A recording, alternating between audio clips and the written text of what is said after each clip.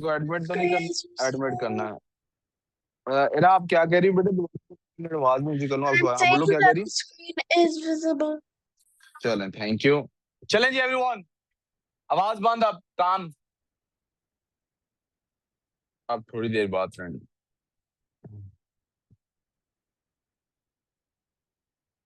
बेटा please board की अब बातें बंद ना। जिमल काम अब करना है। उसको बोलो पास को चेयर लाए। ये है चेयर, इधर आगे आगे बैठो। कौन बैठा है इधर? कोई हवा बैठो। अब ऋषभ इधर ध्यान।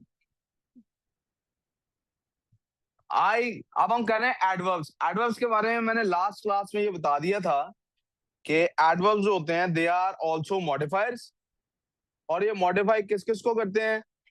ये मॉडिफाई करते हैं वर्ब्स को, ये मॉडिफाई करते हैं एडजेक्टिव्स को, और And ये other मॉडिफाई करते हैं adverbs. दूसरे एडवर्ब्स को। बेटा प्लीज स्टॉप टॉप। मैं ऊंची बोलूंगा ना फिर आप सबको प्रॉब्लम होगी थोड़ी सी। बिल्कुल प्यार से कह रहा हूँ, काम पे ध्यान दें। इधर तवज्जो। वो मुझे पता लग रहा है कुछ स्मेल आ रही है ना। कोई इतना बड़ा तूफान नहीं आगे के मरने लगे हम। काम पे ध्यान दो।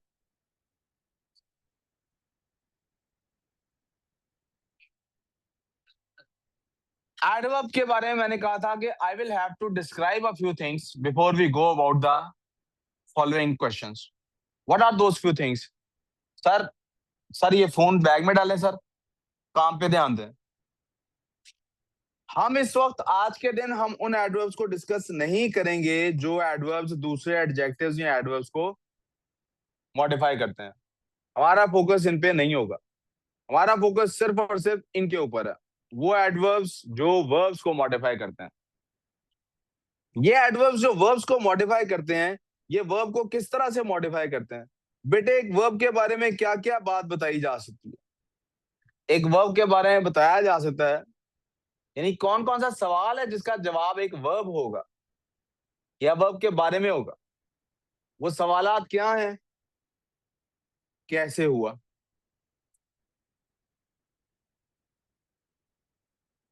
क्यों हुआ, कहां, कब,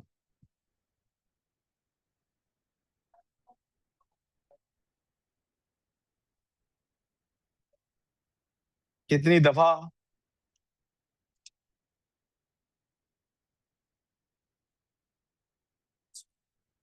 कितनी शिद्दत से। यानी अगर धमाका हुआ है, कैसे हुआ, क्यों हुआ, कहां हुआ, कब हुआ, कितनी दफा धमाका हुआ, कितनी जोर का धमाका था। इसी से हमने एडवर्ब की और भी बहुत सारी टाइप्स हैं। पुत्र अभी क्लास नहीं है ना, आप अपनी पास्ट स्टडीज रिवाइज करो। इसकी क्लास है, इसकी वजह से यहाँ आप बेइज्जत होगी, यहाँ आपकी वजह से ये बेइज्जत होगी। पढ़ा रहा हूं ना अभी, अभी पढ़ना ही है बस। एडवर्ब की इसकी और भी बहुत सारी टाइप्स हैं। मेरा आज फोकस आपसे ये डिस्कस करना है, ये टाइप्स। इनके कुछ नाम होते हैं, आपको वो याद करने की जरूरत नहीं है, लेकिन जो बात बतानी है, जो समझानी है बात, उसके लिए उनका पता होना, एक बेसिक इंट्रो अनाउंस जरूरी है। उनको कहते हैं एडवर्ब ऑफ कैसे हुआ, ये होता है एडवर्ब ऑफ मैनर। क्यों हुआ, इसको कहते हैं adverb of reason. Adverb of place, adverb of time, adverb of frequency. Physics वाले बच्चे पढ़ चुके हैं, फ्रीक्वेंसी का मतलब ये होता है कि कोई चीज कितनी दफा हो रही है किसी फिक्स टाइम के अंदर। और एडवर्ब ऑफ इंटेंसिटी। कोई कंफ्यूजन भाई साहब को मसला? आपको अपने पास एक लफ्ज याद करना है सबसे पहले। इससे पहले कब पढ़ाना शुरू करूं, वो लफ्ज है MPT। MPT क्या है? मैं इसको यहां से उठाता हूं, जरा नीचे ले जाता हूं।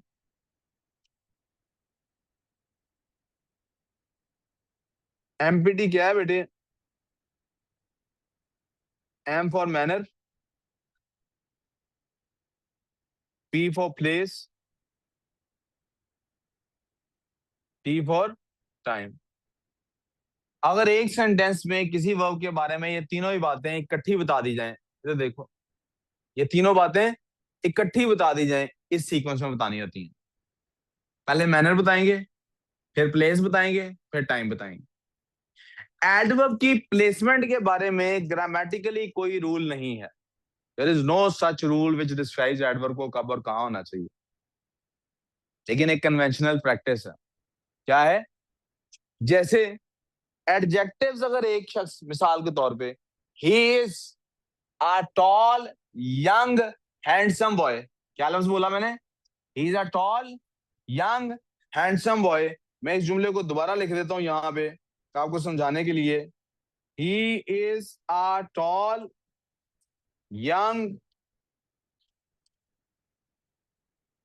Handsome boy.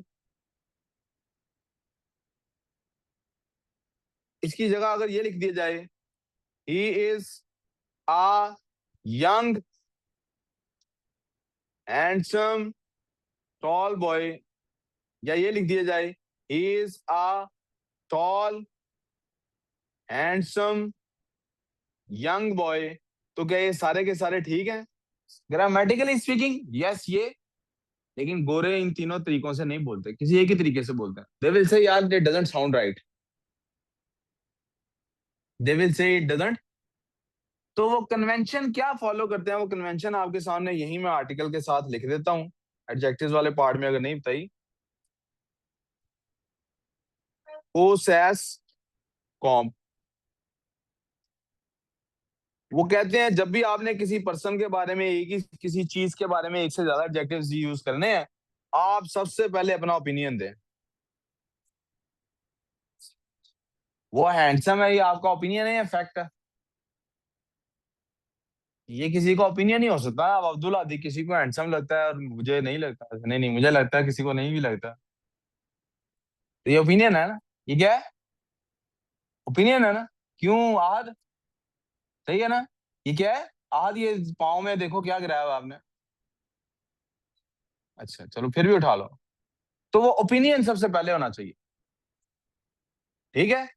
ओपिनियन के बाद अगर उन्हें साइज के तस्करा किया है, साइज हो, उसके बाद एज होनी चाहिए, उसके बाद शेप होनी चाहिए, उसके बाद कलर होना चाहिए,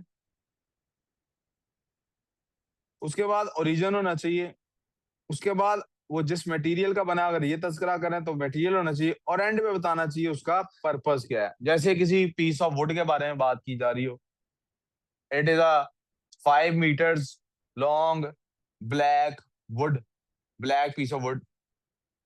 हाँ, किसी सेब के बारे में बात की जा रही है, it is a रॉटन red Apple. रॉटन क्या है बेटे? खराब है ना? रेड क्या है? रेड नहीं, रेड बेटे कलर है। रेड क्या है? रेड क्या है? अच्छा अच्छा जी, मुझे पता है अहमद की बाइक भी है। रेड क्या है बेटे? कलर है। अब जरा गौर कीजिए कि कलर पहले बताना चाहिए या रॉटन बताना चाहिए पहले, या it is a fresh red Apple? क्यों आप कह रहे हैं पहले रॉटन बताना चाहिए? ये तुमने तो ठीक देख रहे किया। हैं आप, असल में ये ओसैसकॉम फॉलो हो रहा था। मेरा ओपिनियन है, मुझे वो फ्रेश लग रहा है कि नहीं लग रहा। फैक्ट होता तो कहीं और की कहीं और बात चली जाती। It is a big red Apple होना चाहिए, it is a red big Apple होना चाहिए। बिग रेड है, अब रेड बिग एप्पल नहीं कह रहे, हालांकि दोनों एडजेक्टिव्स हैं ग्रामेटिकली ठीक, लेकिन you are saying it is a big red apple, it is a red big apple नहीं कह रहे। क्यों? साइज पहले या देखें कलर बाद में। तो रूटीन ने आपके ज़हन में एक कन्वेंशन बना दी है, एक आदत बना दी है कि साइज भी मेंशन्ड हो, कलर भी मेंशन्ड हो, हम साइज पहले बताते हैं, कलर बाद में बताते हैं। वी गुड सो फार? इसी तरह एडवर्ब्स के बारे में बेटे, अगर किसी वर्ब के बारे में ये तीन बातें एक ही जुमले में आ जाएं, मैनर, प्लेस एंड, जैसे ही किल्ड द प्रेसिडेंट, ये उसका वर्ब आ गया, ही किल्ड द प्रेसिडेंट। और बताना क्या हमने? मैनर ब्रूटली, और मैंने बताना है यस्टरडे, और मैंने बताना है इन इस्तांबुल। तो एमपीटी क्या बताता है? एमपीटी बताता है पहले मैनर बताऊंगा, फिर प्लेस बताऊंगा, फिर टाइम टाइम बताऊंगा। He brutally killed the president in Istanbul yesterday, या he killed the president brutally in Istanbul yesterday. He killed the president brutally in Istanbul yesterday. Manner, place, time. Did you Sir, understand this? go जी a little up. अभी ऊपर तो जाता हूँ मैं. अब आ जाते हैं सेंटेंसेस पे. ये कॉपी करने वाला पार्ट मैं आपको बाद में के लिए देता हूँ. अभी सेंटेंसेस की तरफ पहले आते हैं. इन सेंटेंसेस में क्या ये चीजें डिस्कस हो रही है? नहीं. इन सेंटेंसेस में क्या डिस्कस हो रहा है यार? एडवर्ब को प्लेस कहाँ करना है?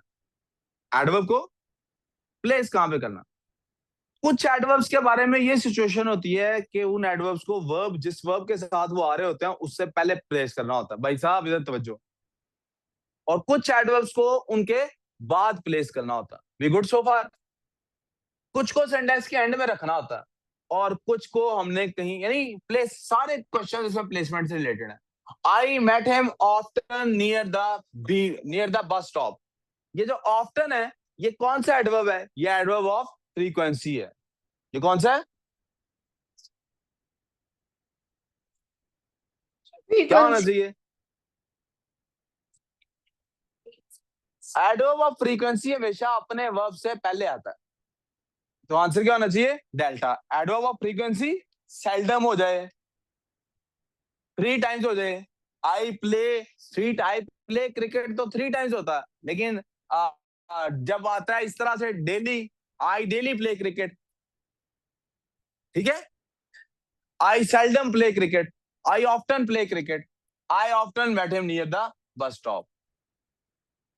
ठीक है बेटे. अच्छा जी.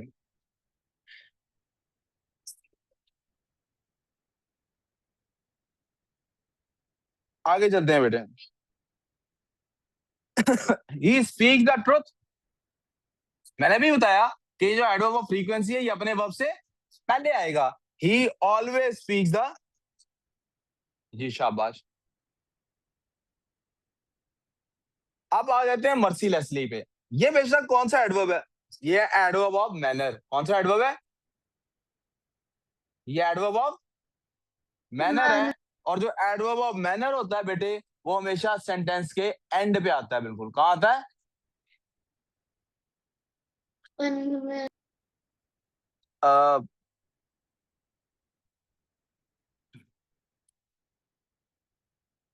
चल ठीक हो जा. He killed his enemy mercilessly. क्या हो गया? He killed his Yes. enemy. Alpha answer होगा.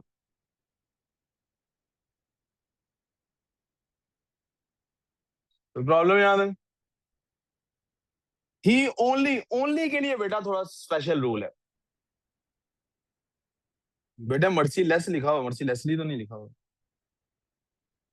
बेटे हमदान आपका ध्यान नहीं मेरी तरफ, मैं इसलिए वापस आपको बुला रहा हूँ. ही ओनली सॉल्व टू. अच्छा एक काम करना है आपने, प्लीज ऑफिस जाना है. उनका ना इंग्लिश के कुछ बच्चे एब्सेंट है. ये अयान, सत्ती और मिशाल अब तक आ चुके होने चाहिए. अबू बकर और अहमद को आ चुके होना चाहिए, क्योंकि मैथ का टाइम भी हो चुका है. ये कुछ बच्चे हैं जिनको आ चुके होना चाहिए, नहीं आए हुए. ही ओनली के लिए बेटे क्या रूल है? ओनली बेटे हमेशा उस वर्ड के साथ आता है जिसको आपने हाईलाइट करना हो. ये सबके साथ आ सकता था, सबका मीनिंग चेंज हो जाना था. ओनली ही सॉल्व 2 क्वेश्चंस का मतलब होता सिर्फ यही एक बच्चा है जिससे 2 सवाल सॉल्व हुए हैं, बाकी किसी से 2 सवाल सॉल्व. ही ओनली सॉल्व 2 क्वेश्चंस का मतलब उसने सिर्फ 2 सवालों को सॉल्व किया, बाकियों को सॉल्व ही नहीं किया. ही सॉल्व ओनली 2 क्वेश्चंस का मतलब सिर्फ 2 सवाल सॉल्व किए. आपको मेरी बात समझ आ गई? यहां पर शायद वो कहना चाहता है ही सॉल्व ओनली 2 क्वेश्चंस. वो 2 क्वेश्चंस को शायद ओनली कहना चाहता है, इसलिए उससे पहले ओनली आना चाहिए. अगर हमारी सिचुएशन ऐसे होती कि हम कहते हैं क्लास में सिर्फ एक ही बच्चा जिसने 2 सवाल सॉल्व किए, तो ये ओनली सबसे पहले आता. बेटे समझ आ गई है? आपकी वर्कशीट आपके पास है, साथ साथ सॉल्व हो रहा है कि नहीं? अब्दुल नान है? नहीं, साथ साथ सॉल्व हो रहा है. गुड. फलक आपके पास वर्कशीट नहीं है? क्यों? चलें अभी दोबारा. It is very hot to play cricket. जब भी किसी चीज को कहना होगा इसकी वजह से हम ये काम नहीं कर पा रहे, तो वेरी की बजाय लफ्ज लिखते हैं TOO2. It is too hot to play cricket. TOO2 वाला 2 होता. Question number 6. They were very surprised at my result. They were much surprised at my result. अब इसका रूल क्या है बेटे? प्लीज इधर तवज्जो कीजिएगा, इसका रूल है ये थर्ड फॉर्म। अगर ये जो थर्ड फॉर्म यूज हो रही हो तो इसके लिए मच इस्तेमाल करते हैं, वेरी इस्तेमाल। आगे चलते हैं जी। He was much tired after day's work, he was much tired after day's work, बिल्कुल ठीक है जी बेटे। अभी मैंने बेटे इधर तवज्जो। अच्छा जी, अब यहां पे भी आप देखें, यहां सी आंसर है। अब यहां भी आप देखें थर्ड फॉर्म नहीं इस्तेमाल हो रही। यस, तो मैं आपके सामने इस बात को रीफ्रेज कर देता हूं। इन दोनों थर्ड फॉर्म्स में एक फर्क है। यहां पर ये इस्तेमाल हो रही है पैसिव के लिए, यहां पर इस्तेमाल हो रही है एक्टिव के लिए। अब ये थोड़ी सी टेक्निकल सी बात है, जरा समझ लीजिए। अब मैं इसको ज्यादा डिटेल में लेके नहीं जाऊंगा। एक्टिव पैसिव आपको कौन सा ग्रामर याद करनी है, आपके पेपर का सिलेबस का हिस्सा नहीं। आप देखिए, जब हम इसके साथ इनमें से कौन सी चीज है जिसमें हम बाय लगा सकते हैं। ही was much surprised bye my result था, मेरे रिजल्ट ने उनको सरप्राइज कर दिया, ऐसा नहीं हुआ। नहीं, मैं कह रहा हूं जिसके साथ बाय लगाया जा सकता है। दे वर सरप्राइज, किसी चीज ने उनको सरप्राइज किया ना। He was killed, he was kill, किसी ने किया है ना, पैसिव हो गई ना, यहां तक प्रॉब्लम। जब ही वॉज टायर्ड कहते हैं तो yes it is also structure wise passive sense. यार इधर काम की तरफ तवज्जो नहीं है ना, अगर तो इधर बैठने का कोई मकसद ही नहीं है। मेरे से बहस करो। अगर बेटे ही वॉज, ये जो ही वॉज किल्ड है, किसी ने कत्ल किया ना बेटे। जब कहते हैं ही वॉज टायर्ड, तो ही वॉज टायर्ड का भी स्ट्रक्चर तो पैसिव वाला ही है, लेकिन आप देखें उसके साथ ये नहीं बताया जा सकता उसे टायर्ड किया किसी ने, वो किसी चीज की वजह से टायर्ड हुआ है। यानी ऐसा नहीं जैसे ही वॉज किल्ड में किसी ने कत्ल किया है, यहां किसी ने नहीं उसको थकाया, इसलिए यहां वेरी एक्सेप्टेबल है। लेकिन it is too technical for you guys, मुझे नहीं लगता कि आपको इसके अंदर बहुत ज्यादा इन्वॉल्व होने की जरूरत है, ज्यादा परेशान होने की जरूरत है। आगे चलते हैं। याद क्या रखेंगे आप, वही बेसिक चीज याद रखेंगे। थर्ड फॉर्म लगी हुई है तो आप वेरी की बजाय क्या लफ्ज इस्तेमाल करेंगे, much. This is a site worth seeing, this is a site worth seeing, this is a worth seeing site, this is a site worth seeing. शाली, worth seeing. बस ठीक, ये आंसर इसका होगा बेटा।